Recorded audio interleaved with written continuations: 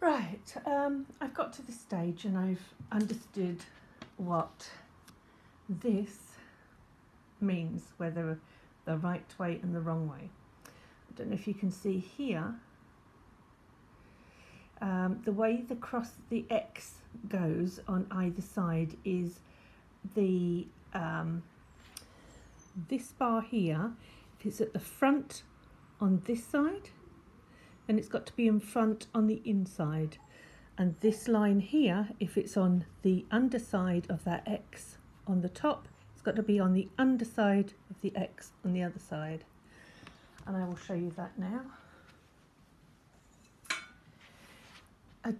See this line here is on the top here, so it has to be on the top there, and this one goes underneath that one, and again this one goes underneath that one.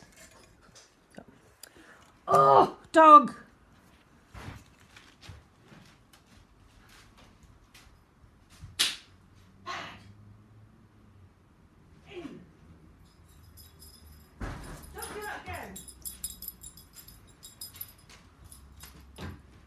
Right.